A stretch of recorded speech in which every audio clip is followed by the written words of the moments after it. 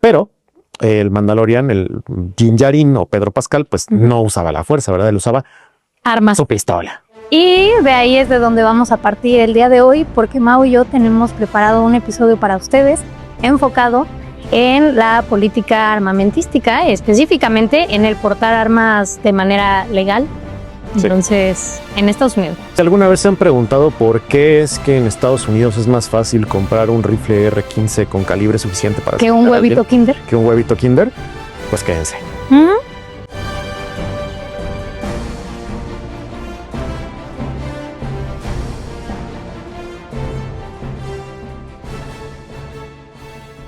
Bienvenidos ciudadanos de la galaxia a otro capítulo del podcast, pero este es un capítulo muy especial porque el día de hoy Mau se convierte en co-host oficialmente. Así que, Mau, por favor, quiero que des la bienvenida por primera vez. Bueno, muchas gracias. Bienvenidos a todos a su podcast de esta bonita comunidad de Star Wars, que si lo tenían en duda, la comunidad Star Wars es la comunidad más grande a nivel mundial de un lore. Lo pueden investigar en cualquier fuente confiable. Les podemos poner fuentes nosotros también, pero es la más grande. Bienvenidos y pues aquí voy a estar indefinidamente un buen rato. No lo sabemos. Entonces pues ya estaremos aquí viéndonos cada semana con estos episodios. Mau, déjame decirte una cosa muy importante y es que se te acaba de terminar la suscripción al tratamiento de invitado de este podcast, así que te voy a estar interrumpiendo, te voy a estar contradiciendo, te voy a decir esto, te voy a decir aquello y ni modo, así va a tocar de ahora en adelante. La idea es que platiquemos, o sea, la idea del podcast, y es algo que me encantó a mí la primera vez que vine como invitado, fue que era una conversación de temas serios, correcto, pero con temas también que nos competen a aquellos que nos encanta Star Wars, ¿no? Entonces... Y ¿sabes? Algo que he visto mucho en redes sociales es que hay una parte muy específica de todo este fanbase del que tú hablabas ahorita, que de hecho son internacionalistas o politólogos. Me llegó el otro día un comentario muy interesante de alguien que me puso que había decidido estudiar relaciones internacionales porque desde niño le gustaba Star Wars. ¿Cómo crees? Qué bueno. Exacto. Qué buena onda. No, yo he escuchado de todo, también hasta economistas. Sí. Por ahí hay estudios de, pues, cómo sería la economía de cada planeta de Star Wars, como en los cinturones de miseria, como en Tatooine, pues se dan las mismas situaciones que en cinturones de miseria aquí en este mundo en el que nos tocó vivir a nosotros. Correcto. Entonces sí, pues mucha gente se inspira de Star Wars para hacer cualquier tipo de cosas, ¿no? Como nosotros con este podcast y como tú lo iniciaste aquí. Entonces, muchas gracias por aquí invitarme, pero ya como parte del equipo, y muchas gracias a todos que nos escuchan. Hoy tenemos un tema muy interesante, muy actual, que lo hemos estado viendo en diferentes países, en un plazo muy corto, con consecuencias muy reales, muy crudas, pero hoy lo vamos a abordar desde una perspectiva de Star Wars, como siempre. Y la perspectiva de Star Wars va a partir de la serie El Mandalorian. Del Mandalorian, o el Mandalorian, como algunos le dirán tal vez, Din Djarin, que es interpretado por Pedrito Pascal. Con mi novio Pedro Pascal. Bueno, ya, fuertes declaraciones, Pedrito, si nos estás escuchando. Un beso para ti, precioso. Sí, por Pedro Pascal, que yo creo que ya protagoniza cada historia de vida, cada novela. No dudaría que lo voy a ver en Televisa algún día. Es un actor... No, la verdad yo lo admiro mucho. Es un actor que es así...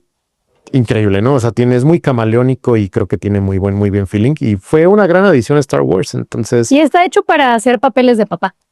Ah, sí, totalmente. Sí, es como bad guy, pero al mismo tiempo una especie de hombre approachable. Ajá. Sí, entonces creo que queda muy bien con el papel del Mandalorian, que justo lo que evoca es tipo rudo, tipo que está, pues básicamente en los outlaws, ¿no? En los rebeldes, por así decirlo. No me refiero a la día, pues es un mercenario. Es un mercenario. Esa era la palabra que estaba queriendo buscar. Un mercenario, pero que al mismo tiempo se encariña con este personaje amado por todos, incluso personas que no conocen Star Wars, que es Grogu, o mal llamado Baby Yoda. Sí. Pero pues que es de la especie del mismo Yoda, ¿no? Y que en realidad, si nos vamos como a las bases, no está tan mal quien le dice Baby Yoda, porque en realidad no hay un nombre para la especie de Yoda, ni de Grogu. Y hay otra Jedi, pero no me acuerdo de su nombre. Sí, no. También es de la misma especie, pero no hay... No hay ninguno. Y creo que también es una forma, digo, al final... la mayor parte de la gente que conoce un poquito de Star Wars, aunque no la haya visto, pues sabe que hay una especie de duende verde que se llama Yoda, que creo que aquí está. Sí, por ahí. Abajo en el... En la guirnalda. Sí, en la guirnalda. Pero este personaje, pues al final es conocido, o bueno, esta especie, porque pues es duende o ente que vive miles de años y que en el caso de Yoda, pues y de Grogu, pueden adquirir bastante midichlorianos. Claro. Les permite controlar la fuerza. Pero el Mandalorian, el Din Djarin o Pedro Pascal, pues no usaba la fuerza, ¿verdad? Él usaba armas. Su pistola. Y de ahí es de donde vamos a partir el día de hoy, porque Mau y yo tenemos preparado un episodio para ustedes enfocado en la política armamentística, específicamente en el portar armas de manera legal. Sí. Entonces, en Estados Unidos. Sí, si alguna vez se han preguntado por qué es que en Estados Unidos es más fácil comprar un rifle R-15 con calibre suficiente para... Que un huevito Kinder. Que un huevito Kinder, pues quédense. El día de hoy, entonces, vamos a empezar con eso. No sé de dónde quieras partir tú, pero a mí me pareció que un buen punto de partida era la segunda enmienda. A ver. Bueno, la segunda enmienda es muy interesante porque habla sobre una milicia eficiente, pero al mismo tiempo dice que está prohibido que a los individuos se les prohíba el uso de armas. Entonces, aquí hay dos vertientes. Una que lo interpreta de manera literal y entonces son los que defienden claro, se pueden portar armas, siendo tú un civil. Y hay otra corriente que lo interpreta de una forma separada. Y entonces dicen que el que tú puedas portar armas no tiene absolutamente nada que ver con una milicia eficiente. Y que en realidad esta segunda enmienda se refiere más bien a que no se pueda revocar la defensa, pero para el Estado. Ya.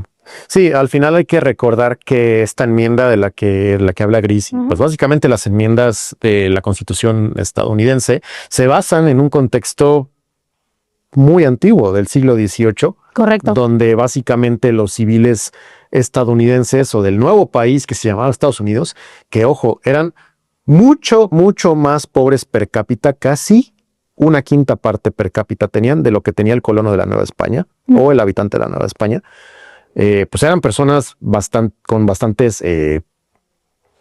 una vida bastante precaria, eran personas que tenían que defender lo poco que tenían con armas. Y al final del día tenían que defenderse por mano propia. Por mano propia, exacto. E incluso de alguna invasión, porque pues al final América era la joya de la Europa extractivista del siglo XVIII, ¿no? Entonces, tiene sentido la enmienda bajo la lógica del siglo XVIII, pero ya pasaron... ya pasó mucho tiempo como para no moverla. Y el tema es que Estados Unidos respeta mucho su constitución. No sé si respetar es la palabra que quiero utilizar, pero sí no la toca mucho. O sea, no es, por ejemplo, como en México que empezamos con una constitución y le empezaron a meter nuevos artículos y refórmale aquí y refórmale acá a otro lado. Allá lo dejan muy puro y son es muy poquito el articulado que tienen en realidad. Sí, son muy puritanos con su constitución, para bien o para mal, y yo diría que en el contexto del episodio y de la vida actual, para mal. Para mal. Más para mal que para mí.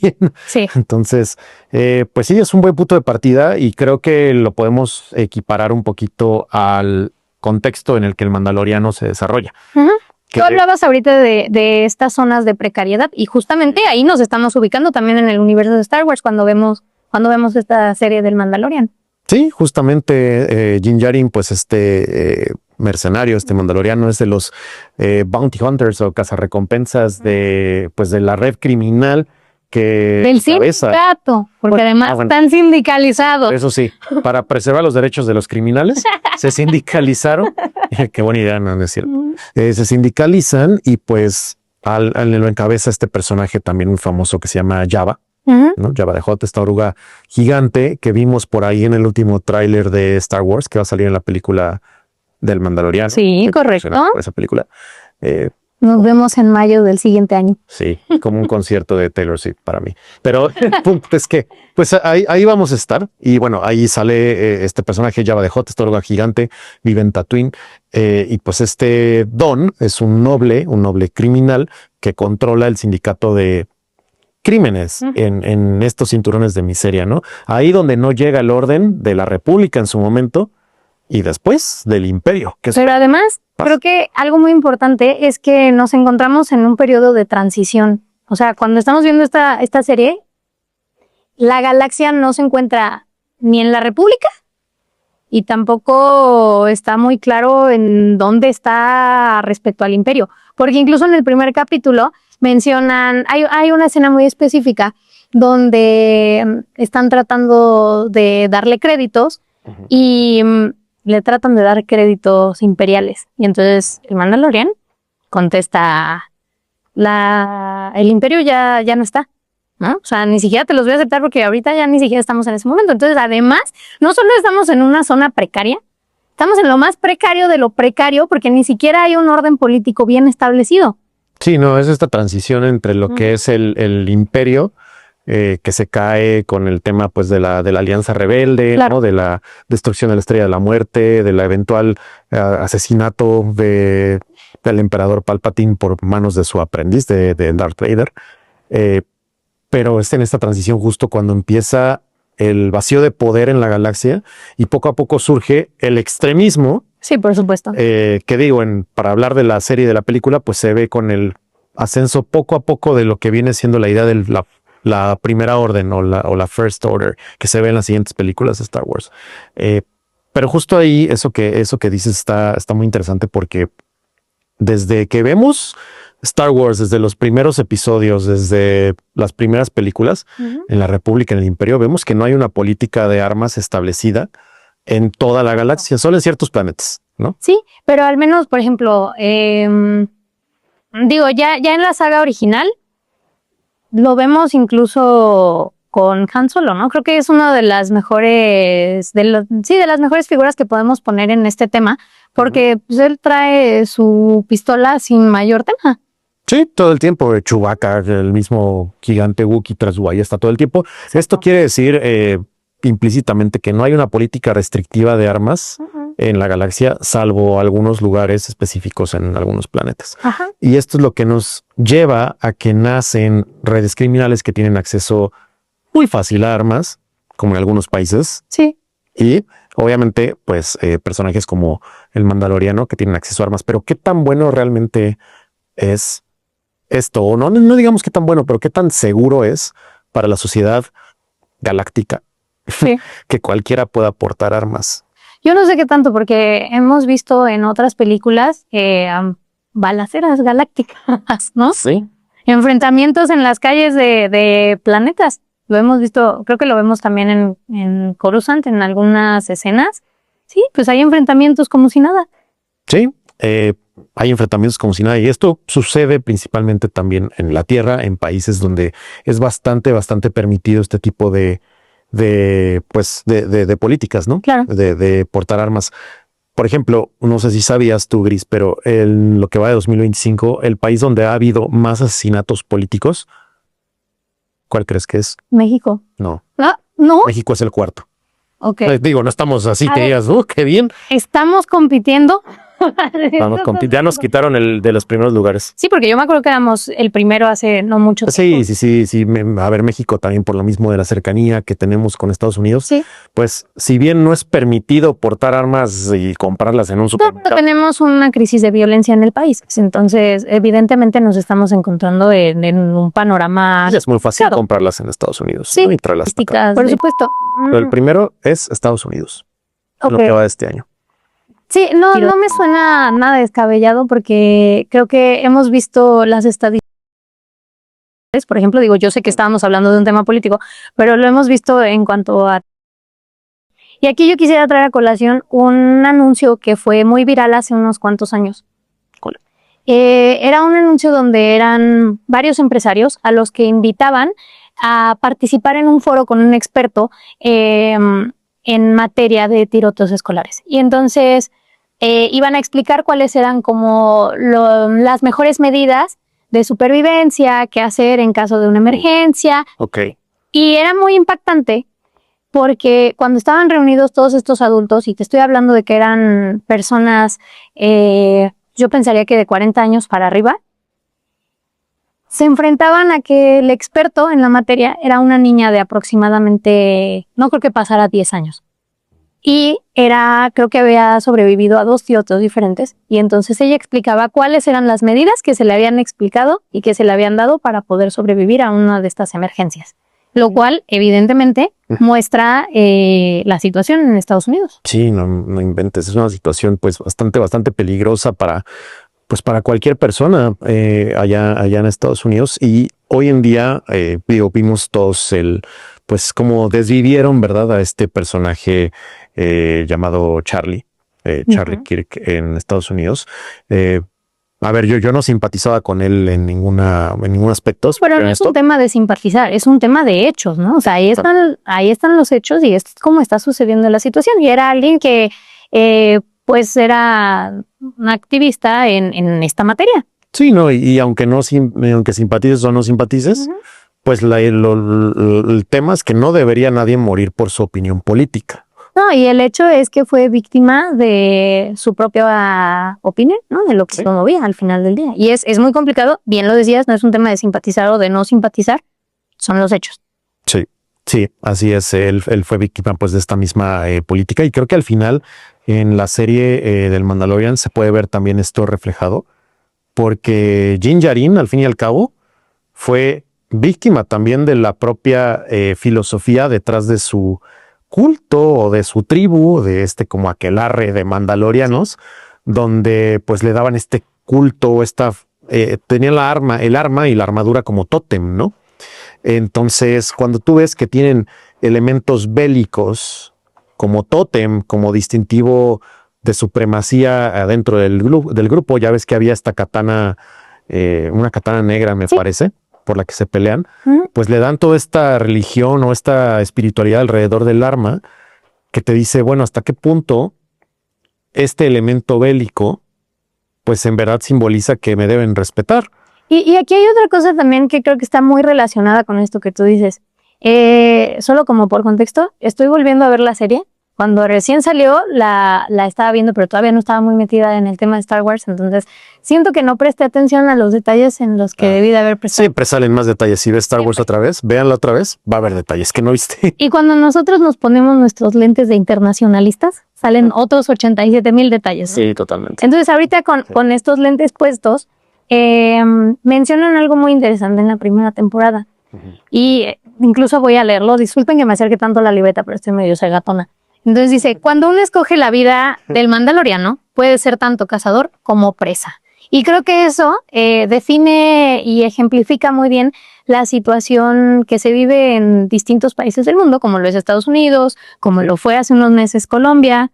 Entonces... Sí, porque cuando uno escoge, por ejemplo, se quiere nacionalizar estadounidense, admite que puede estar en un país donde cualquier persona puede comprar un arma, aunque incluso en algunos estados sin ninguna prueba de que no tenga algún pasado, digamos, criminal o antecedentes penales, o pues también que te puedan mandar a la guerra en cualquier momento, ¿no? Por supuesto.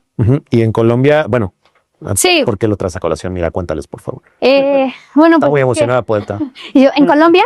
Y es que en Colombia, porque para ustedes que no lo saben, es uno de mis temas favoritos, el tema político en Colombia, pero pues también acaban de tener una situación, hace unos meses tuvieron una situación que yo llamaría un poco de paralelo con este chico Charlie. Del propio pleito, del propio antagonismo político que hay en cada uno de sus países. Seguramente hay intereses detrás del asesinato de ambas personas, tristemente, ¿no? Pero al final, pues usando un instrumento que ellos tanto defendían, que era el portar libremente armas. Es que eso es justo, siendo que es lo que explica esta frase, ¿no? Que dicen en la serie. Siento que lo ejemplifica muy bien. Y también continuando con esto de la filosofía del mandaloriano, también en los primeros capítulos dicen algo así como que portar armas es parte de su religión, y eso me llamó mucho la atención. Sí, es parte de su religión, y eso también explica cómo es el shock que tiene el mandaloriano cuando ve lo que puede hacer la fuerza. porque esta persona y muchas personas en la galaxia nunca habían visto un Jedi en acción. Sí, ¿no? No Por sabían supuesto. cómo era eso y algunos decían que esto era un mito, que eran rumores. Y cuando pues ellos son el Mandaloriano y el equipo que tenían en ese momento en la nave de Moff Gideon, ya que están a punto de morir por los robots estos, bueno, los Stormtroopers, Dark Troopers me parece que eran los que iban a entrar. Cuando ven en acción a un Luke Skywalker que llega y lo salva con el uso de la fuerza, pues les impresiona y dicen, ok, entonces el arma no tiene tanto sentido contra alguien como él, ¿no? Aquí yo creo, para pasarlo al plano terrenal, las armas, diría yo, no son nada sin una idea o una filosofía detrás, Ujú. ¿no? Sí, es Son un cierto. instrumento al fin y al cabo. Sí, sí, es que eso es muy cierto. Y al final del día, sigue siendo un debate muy latente. Y sabemos que, por ejemplo, en el caso de Estados Unidos ha sido un debate por mucho tiempo. Sí. Fíjate que ayer dentro de la investigación encontré un caso de 1939. Sí, O sea, sí. esto es antes de la Segunda Guerra Mundial, bueno, al punto de empezar, o ya Sí. empezada. Sí. O sea, estamos hablando de hace un buen tiempo. Ok. Y si no me equivoco, es Estados Unidos contra Miller. Y de lo que iba el caso era esta persona, eran dos personas que querían transportar un tipo de arma muy específica. Ok. Los detienen y entonces eso los lleva a una primera instancia donde los acusaba Estados Unidos. Y aquí ellos decían, su argumento era, en la segunda enmienda, en el tema de que no les podían restringir el transportar esta arma. El argumento de la corte primero se sobreseyó, por así decirlo, desecharon el caso, y para cuando llegó a la Suprema Corte, el análisis que hace fue un poquito más profundo y decían que por esta arma en específico, que tenía ciertas características, no eran como muy particulares, no era una pistola normal. Ok. Que por tener esas características, entonces no había argumento alguno de que tú pudieras cargarlo como por defensa personal.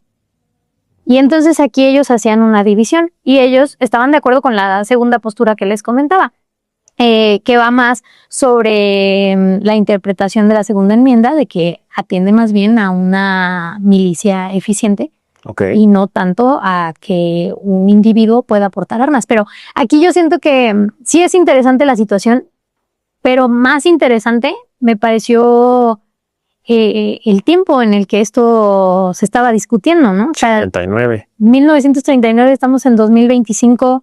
Casi 100 años después. Casi 100 años después y sigue siendo un motivo de debate. Sí, es un motivo de debate nacional, internacional. Vimos la demanda que puso México por ahí cuando Marcelo Ebrard era secretario de Relaciones Exteriores, ¿no? A las industrias de las armas en Estados Unidos por, pues, todo el flujo ilegal de armas a México, ¿no? Sí. Es un tema que siempre va a seguir. Y al final yo creo que les está saliendo el tiro por la culata, así como estábamos diciendo. Pero también ha sido muy útil esta segunda enmienda, uno, para impulsar la economía, porque en economías de guerra, pues, ayuda bastante tener un flujo constante de armas sí, por supuesto, del mundo. Y sabemos que Estados Unidos está muy involucrado en el flujo de armas. Totalmente, son el principal proveedor de armas a nivel mundial. Sí, por supuesto. Y pues por otro lado, profesionalizas, bueno, como tanta gente allá, tanto civil, puede comprar armas, como en los cinturones de miseria en Tatooine, pues tanta gente se puede hacer buena disparando como lo hizo Han Solo en su momento, ¿no? O como lo hace Din Djarin, como lo hacen todos los mandalorianos. Aquí en la Tierra también pasa. Tanta gente se profesionaliza en las armas que se van incluso a mini ejércitos de mercenarios, como el grupo Wagner, por ejemplo, que peleó en Ucrania, o la Legión Extranjera en Francia también, o estos grupos de mercenarios que literal son asesinos a sueldo, ¿no? Tú dices, bueno, quiero tomar esta ciudad, este pueblo, te cuesta tanto, ok, vamos. Entonces, ¿y eso dónde lo vemos? En Star Wars también. Exactamente. También, o sea, con el grupo como los mandalorianos, por ejemplo, o los mismos rebeldes que contrataban mercenarios, también lo vemos ahí. Sí, sí, eso es cierto. Y al final del día, creo que también este caso de Estados Unidos contra Miller nos servía un poco para mostrar que sí, dentro de este país libre para portar armas, bla, bla, bla, bla, bla, sí hay ciertas limitaciones. Y eso es lo que genera una diferencia con el universo de Star Wars, que eso nos remite al primer punto que decíamos al iniciar el podcast. No hay ningún momento en el que nos den a entender que en la galaxia hay una política en materia de armas. Sí, no. Es que creo que, bueno, en el universo de Star Wars se ve que hay un senado galáctico, ¿no? Correcto. Pues este senado es simplemente por lo que entiendo, para apelaciones que competen a lo que es la galaxia, por ejemplo, como la Asamblea General de la ONU hoy en día, ¿no? Temas de paz, temas de conflicto, pero no temas de agenda doméstica de los planetas. Exacto. En ningún momento veo que hablen de algo de que esté pasando en Naboo, de escasez de agua o algo así. Sí, no. No, en realidad es un tema justo lo que decías, ¿no? Es más bien una asamblea general, un consejo de seguridad tal vez en situaciones de emergencia, pero salvo con una que otra cosa, ¿no? Porque, por ejemplo, el canciller cuando le dan todavía más poderes, pues ya es cuando empieza a difuminarse esa línea entre canciller, emperador. Como le pasó a cierto presidente de cierto país centroamericano, Nayib Bukele, que le dan estos poderes extraordinarios y pues acaba su periodo y pues sigue gobernando. Ya va, creo que para el tercer periodo, entonces algo así puede suceder.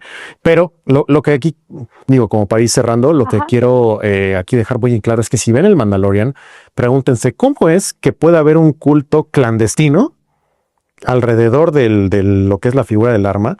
Pues muy simple, porque uno, no hay restricción de armas, bueno, restricción de venta de armas, mejor dicho. Sí, claro. Y no hay ningún organismo, al parecer en la galaxia, que regule quién puede comprar o quién puede portar un arma, ¿no? Fuera aquí en México, la Sedena ya le hubiera confiscado a Din Djarin su pistola, ¿no? Y se hubieran llevado a Grogu, quién sabe, ¿no? Entonces... Claro, fueran a Estados Unidos y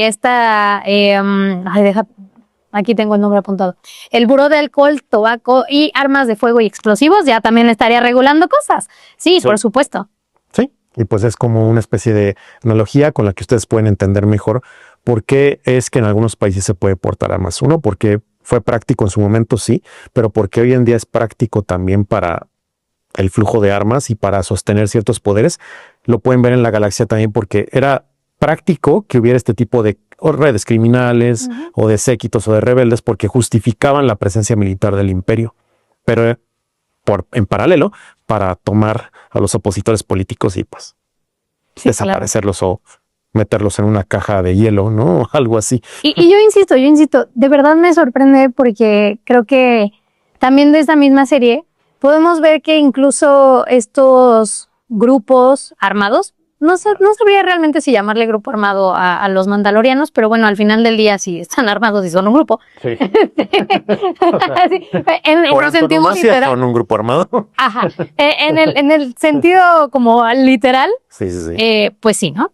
Pero ¿cómo es posible que incluso tengan un sindicato, ¿no? Y eso también creo que nos muestra un poco cómo operan en la Tierra muchas veces.